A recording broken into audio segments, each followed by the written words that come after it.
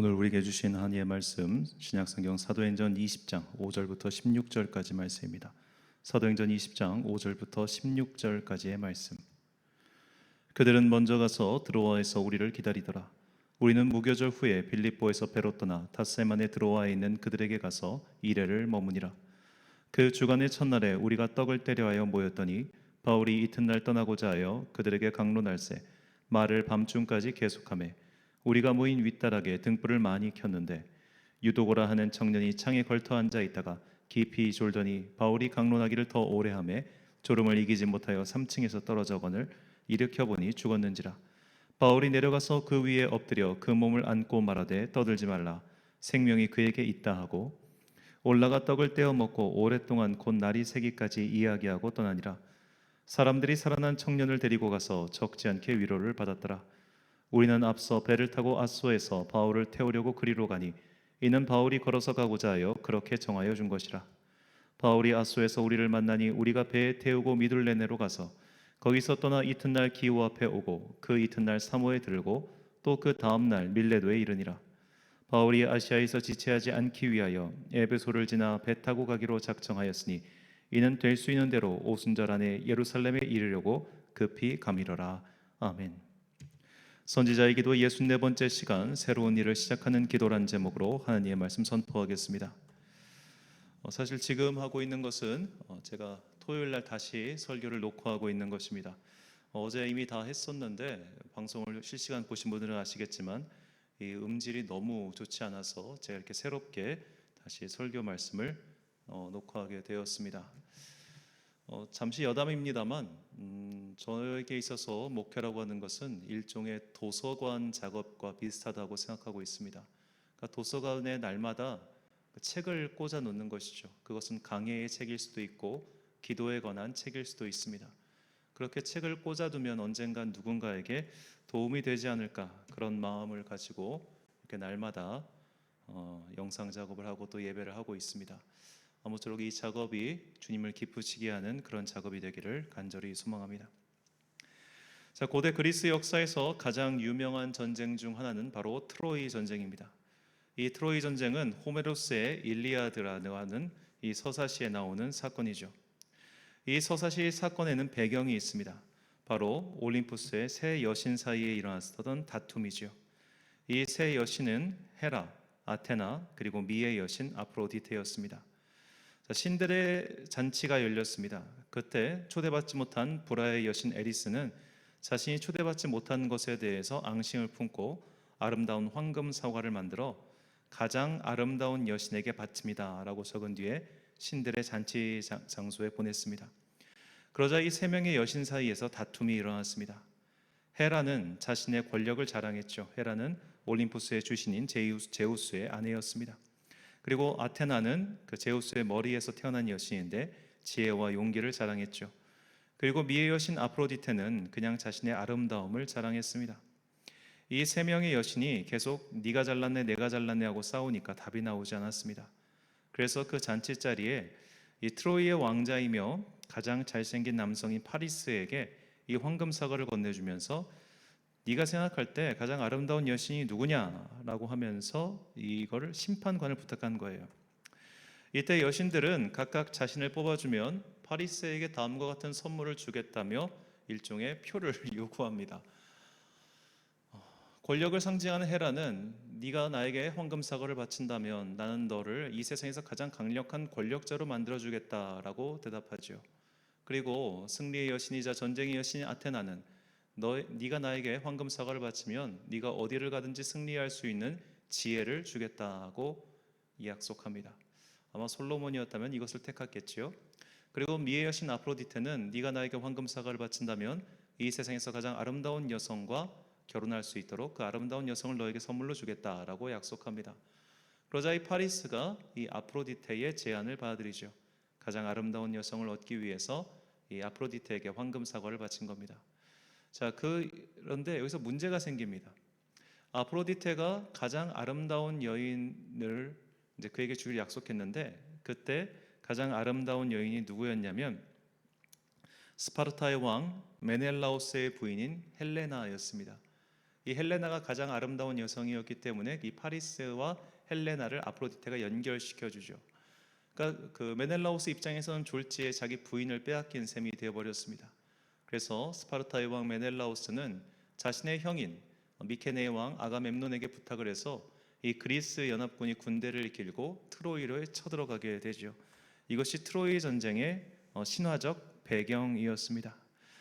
자, 이 트로이 전쟁이 이렇게 시작되었는데 이 트로이 전쟁은 그냥 단순한 그런 전쟁이 아니라 일단 두 가지의 큰 의미가 있어요.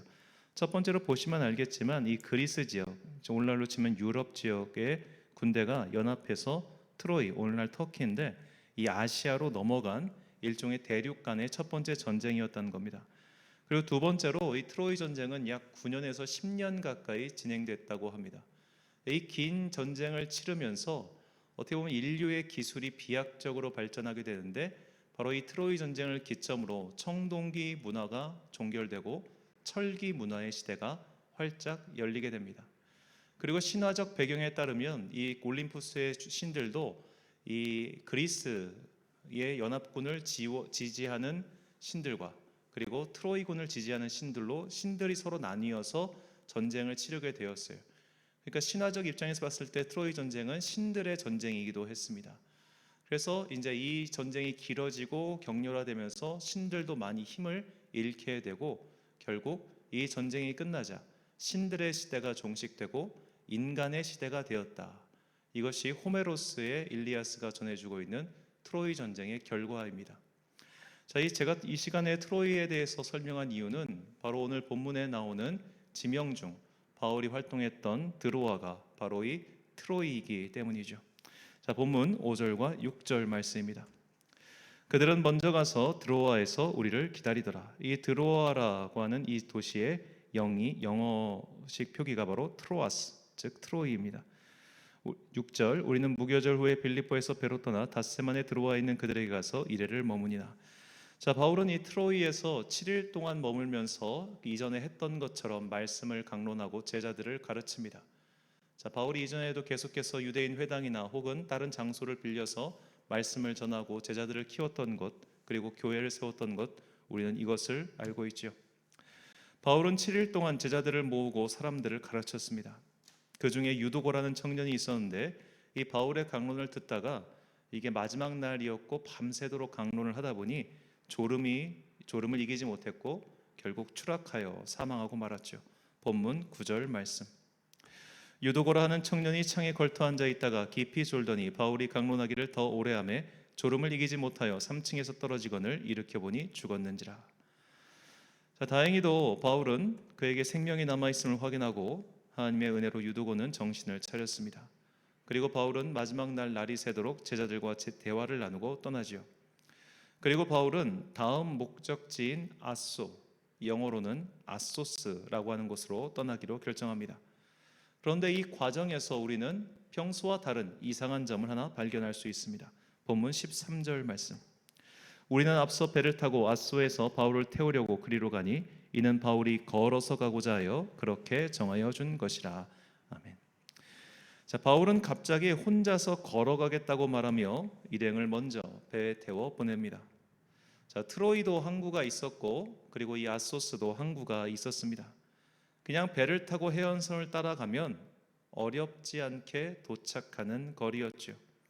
그런데도 바울은 굳이 그 길을 걸어가겠다고 말하는 겁니다. 현재 바울은 3차 선교 여행 중이며 이때 바울의 나이는 이미 50대 중반이 넘었습니다. 자, 이 오늘날 이 트로이에서 아소스까지 가는 길은 도보로는 그러니까 직선 거리로는 50km 정도 된다고 하고 차로 가면은 이제 길이 꾸불꾸불해서 한 80km 혹은 좋은 길로 가면은 65km 정도 된다고 합니다. 1시간 정도 가는 거리긴 하지만 옛날 사람이었던 그리고 옛날의 고대 이곳까지 갈 때는 아마도 4일 이상이 걸리지 않았을까 사람들은 그렇게 추측하고 있습니다. 요즘도 여행사 중에 이 길로 트레킹 코스를 짜주는 여행사가 있다고 합니다. 그때 4일 일정으로 이 코스를 짠다고 하네요. 여하튼 정확히 며칠이 걸렸는지 알 수는 없지만 바울은 갑자기 도보로 다음 목적지까지 이동하겠다고 합니다. 성경은 어째서 바울이 이런 결정을 내렸는지 전혀 언급하지 않습니다. 따라서 우리는 이 바울의 행동 이유를 단지 상상력을 발휘할 수밖에 없지요. 그래서 왜 바울이 걸어서 이동했는가? 본문의 배경과 상황을 짐작해서 한번 상상해 보도록 하겠습니다. 먼저 앞서 설명한 트로이라는 장소와 이 트로이라고 하는 장소에서 일어난 사건을 결합시켜 봐야 합니다. 트로이는 앞서 설명했듯이 역사의 한 페이지가 끝나고 새로운 장이 시작된 장소입니다. 과거 신들의 시대가 끝나고 인간의 시대가 시작되었고, 인류학적으로 본다면 청동기가 종결되고 철기가 시작된 장소, 즉 이전 것은 지나가고 새로운 것이 시작되는 장소가 바로 트로이였습니다. 이 트로이에서 바울은 일주일 동안 열심히 말씀을 강론했지만 마지막 날 좀 속된 표현으로 초치는 사건이 일어났죠. 어쩌면 바울은 이 유두고가 떨어져서 사망한 사건, 이것을 보면서 이런 생각을 하지 않았을까요? 지금까지 바울의 사역은 말씀을 전하고 또 말씀을 가르치는 사역이었습니다. 그렇게 제자를 키웠고 교회를 세웠습니다. 그런데 이 트로이에서 역사의 한 장이 마무리되고 새로운 장이 시작되었듯이 바울도 자신의 사역의 한 페이지가 끝나고 새로운 페이지가 열려야 한다고 그런 생각이 들지 않았을까요? 그리고 바울에게 그 생각에 대한 신호를 준 것이 바로 유두고의 추락 사건이다라고 생각합니다. 자, 오늘날도 마찬가지지만 우리가 부흥의 날 교회 안에서 사건이나 사고가 일어나면 그 어떤 설교자의 말도 귀에 들어오지 않습니다. 그냥 은혜가 뚝 떨어집니다. 실제로 이런 일이 있었는데 제가 섬겼던 교회는 아닙니다만 제가 아는 목사님네 교회에서 부흥의 마지막 날 성도님께서 집에 돌아가시다가 교통사고가 나서 사망하신 일이 있었어요. 자, 그러면 교인들이 부흥회 때 받은 은혜가 생각이 나겠습니까? 하나도 생각나지 않습니다. 그러니까 유두고가 이 7일째 날 마지막에 추락했다는 게 중요합니다. 첫째 날 그런 일이 벌어졌으면 나머지 날 수습을 하면 되는데 마지막 날 그런 일이 벌어졌으니까 비록 다시 유두고가 살아나서 사람들이 위로를 얻었지만 여기를 잘 보십시오.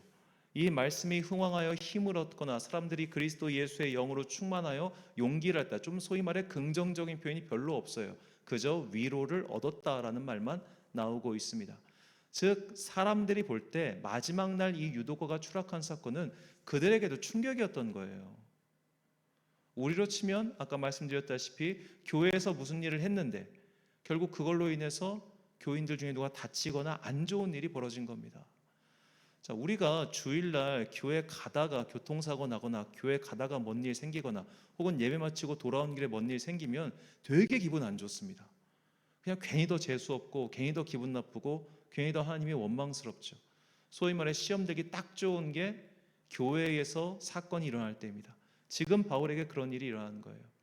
자, 바울은 영적으로 매우 민감한 사람이죠.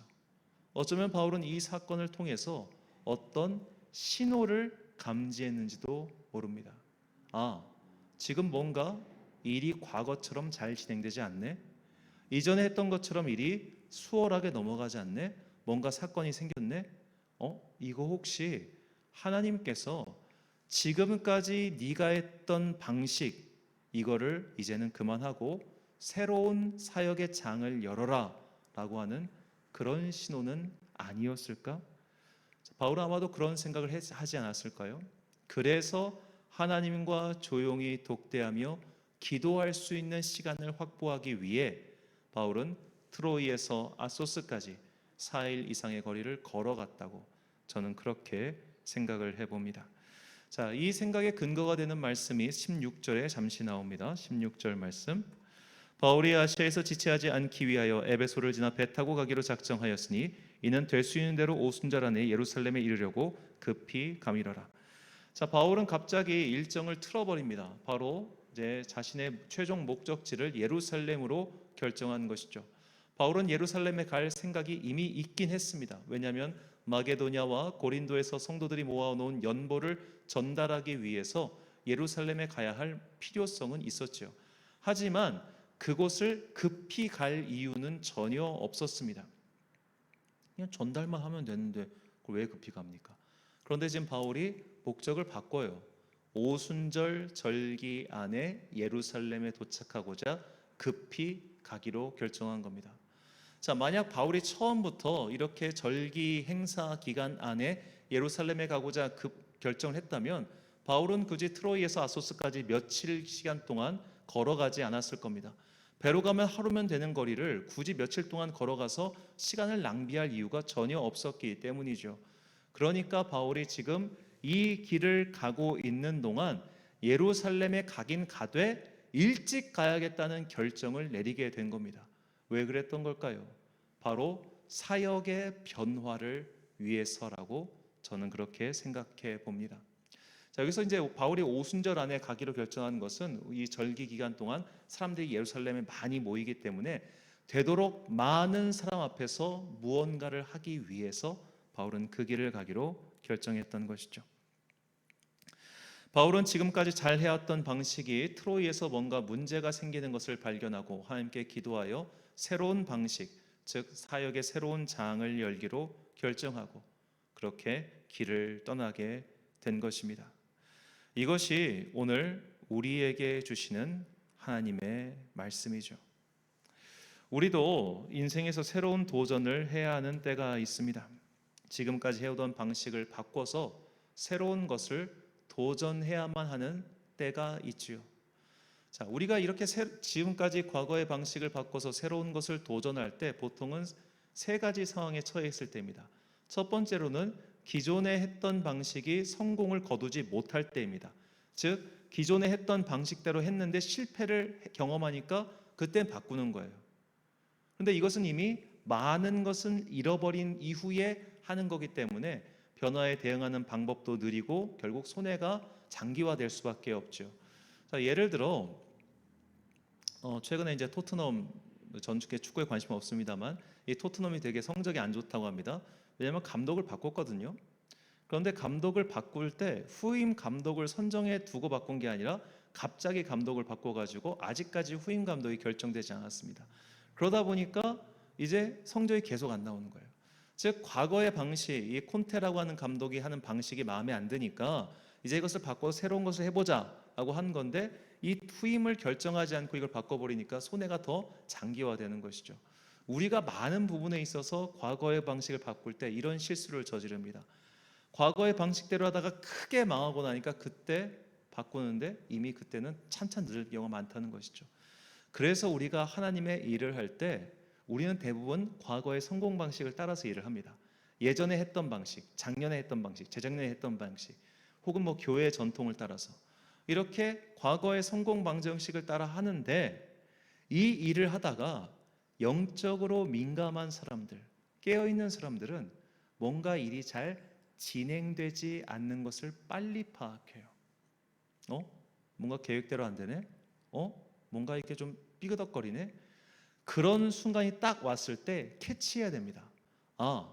이게 이렇게 지금 삐그덕거리고 잘 안 되는 걸 보니까 이제는 바꿔야 할 때가 됐구나 라고 말이죠. 이것을 빨리 캐치하면 빨리 캐치할수록 손해가 적고 오히려 앞서 선도하는 사람이 될 수 있는 방법, 이것을 느리게 캐치하고 느리게 캐치할수록 결국 완전히 쫄딱 망한 뒤에야 바꾸게 되는 것이죠. 그래서 지혜로운 사람은 하늘의 신호에 민감한 사람입니다. 바울은 영적 안테나가 민감한 사람이었죠. 그렇기 때문에 이 유도고가 떨어진 사건을 그냥 넘어가지 않았습니다. 그냥 어떤 청년이 게을러가지고 혹은 청년 마지막 날 너무 집회가 길어서 그냥 단순한 사고, 우연의 일치 이걸 받아들인 것이 아니라 과거에도 계속 이렇게 해왔는데 이번에 뭔가 사건이 일어났네? 그럼 이거 하나님께서 나에게 뭔가 다른 것을 원하시는 것이 아닐까? 그것을 깨닫기 위해 기도하였고 그의 길을 방향을 바꾼 것이죠. 우리에게도 이런 민감한 영적인 안테나가 필요합니다. 모든 사람은 다 보수적입니다. 모든 사람은 다 과거의 방식을 고집하고 과거에 성공한 방식이 있다면 그것을 따라가죠. 하지만 시대가 달라지고 사람이 달라졌을 때 과거의 방식 그대로가 적용되지 않거나 혹은 효용성이 떨어진다는 것을 빨리 파악하고 그것을 바꿀 수 있는 지혜와 결단력이 필요합니다. 그래서 우리가 이 과거의 방식이 제대로 통용되지 않을 때 그것을 민감하게 깨달을 수 있는 그런 영적인 민감성이 있어야 되고, 둘째로 기도하면서 과감한 결단력을 가지고 과거의 길을 바꿔서 새로운 길을 찾아야 합니다. 새로운 길을 찾을 때, 그리고 과거의 것을 수정할 때, 이 모든 과정은 바로 하나님과의 민감한 교제 가운데 이루어져야 한다는 것이죠. 자, 우리가 이런 하나님과의 민감한 교제, 하나님과의 아주 친밀한 교제를 위해서 우리는 일상 속에 날마다 경건 생활을 해야 합니다. 자, 문제가 닥쳤을 때는 누구나 다 기도합니다. 문제가 닥쳤는데도 기도하지 않는 그리스도인은 거의 없습니다. 그런데 문제가 닥쳤을 때 기도하면 갑자기 답이 오는가요? 사울 왕이 그동안 하나님과 멀리 살다가 그의 인생에 큰 위기가 닥쳤을 때 그때 기도하자 응답이 왔습니까? 아무런 응답이 오지 않았습니다. 우리도 사울 왕과 같은 신세가 될 수 있습니다. 아무런 기도도 하지 않고 아무런 말씀도 읽지 않다가 갑자기 위기가 닥쳐오니까 그때 막 기도하고 그때 막 나에게 도움이 될 성경 구절을 찾고 이러면은 그때 언제 이루어지겠어요? 시험이 닥쳐오니까 벼락치기 공부한다고 성적이 나오겠냐 이 말이에요. 심지어는 오늘이 시험 날인지도 몰랐다가 학교 가가지고 시험 시작 10분 전에 막 책 보면은 그게 머리에 들어오겠습니까?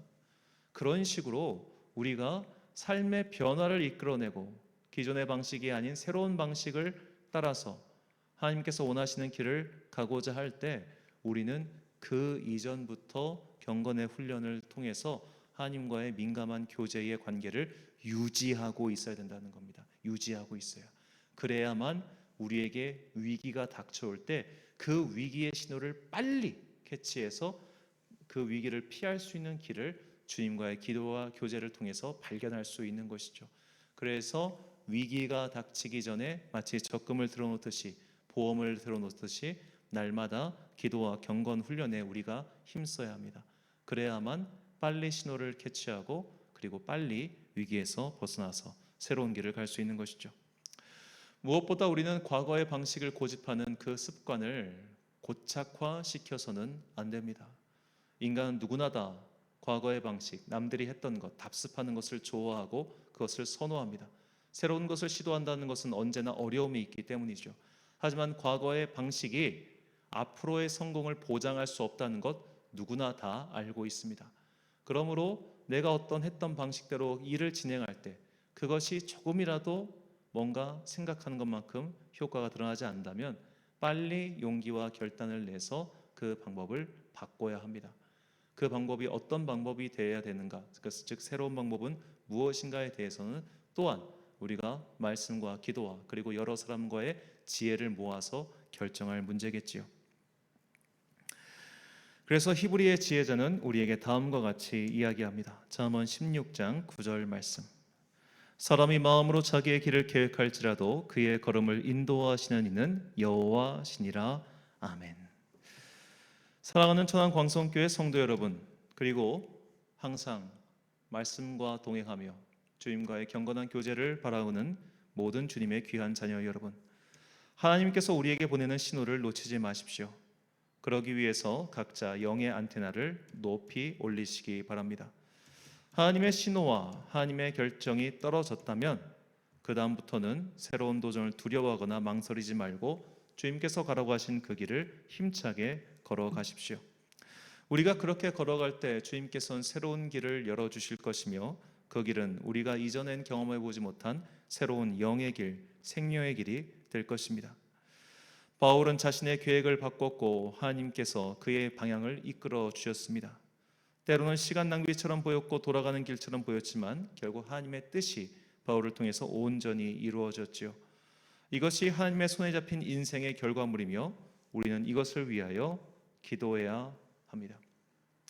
날마다의 경건 훈련을 통해서 영의 안테나를 민감히 세우고 하나님의 신호를 빠르게 분별하여 앞으로의 시대를 우리가 어떻게 살아가야 될지, 나를 향한 하나님의 뜻이 무엇인지, 또 나는 무엇을 해야 되는지를 날마다 기도하고 주님과 동행하며 그 답을 찾아가는 여러분과 제가 되시길 간절히 축원합니다. 기도하겠습니다. 기도 제목 드리겠는데요.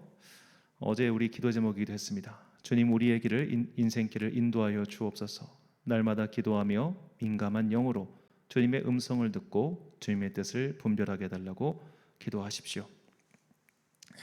제가 기도로 마치겠습니다. 사랑과 은혜가 충만하신 아버지 하나님, 바울은 영의 안테나를 높이 세웠기 때문에 주님의 신호를 빨리 잡았고, 그래서 자신이 가야 할 길을 빨리 찾아낼 수 있었습니다. 우리에게도 이런 지혜와 분별력이 있기를 간절히 소망합니다. 우리는 항상 그저 과거에 했던 방식을 고집하고, 과거에 이렇게 했으니까 아무런 생각 없이 이것을 바꾸지 않고 그대로 갈 때가 참 많습니다. 이때 하나님께서 날마다 우리에게 신호를 보내고 계십니다. 그런데 우리가 둔감하거나 게으르다면 그 신호를 잡아내지 못할 것입니다. 그러니 주님, 우리가 부지런하게 하여 주옵소서.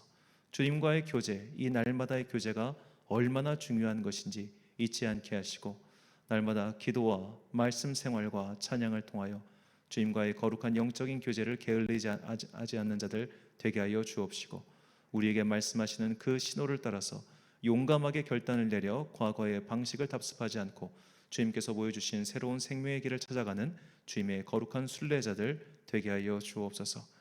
이렇게 주님과 거룩한 교제를 희망하는 모든 성도들 머리머리 위에 주님의 거룩한 영이 날마다 충만히 임하기를 간절히 소망하며, 이 모든 말씀 우리 구주 예수 그리스도의 이름으로 기도드립니다.